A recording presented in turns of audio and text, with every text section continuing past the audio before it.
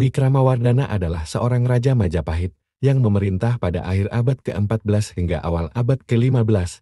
Dia adalah salah satu tokoh penting dalam sejarah kerajaan Majapahit yang dikenal sebagai salah satu kerajaan besar di Nusantara. Wikramawardhana lahir pada tahun yang tidak pasti, tetapi diperkirakan sekitar akhir abad ke-14. Dia adalah menantu dari Raja Hayam Wuruk, salah satu raja terbesar dalam sejarah Majapahit.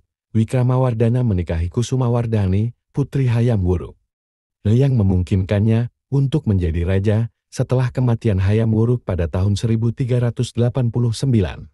Setelah naik tahta, Wikramawardhana menghadapi berbagai tantangan, termasuk persaingan internal dan ancaman dari luar. Masa pemerintahannya ditandai dengan perebutan kekuasaan di antara bangsawan-bangsawan Majapahit yang kuat.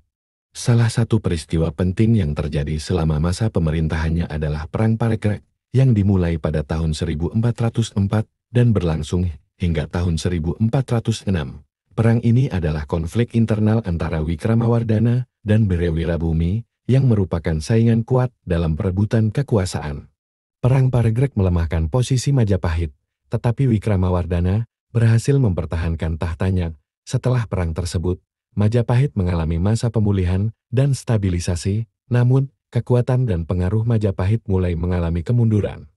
Terutama karena munculnya kekuatan-kekuatan baru di Nusantara dan faktor internal seperti korupsi dan konflik di antara bangsawan. Wikramawardhana memerintah hingga tahun 1429.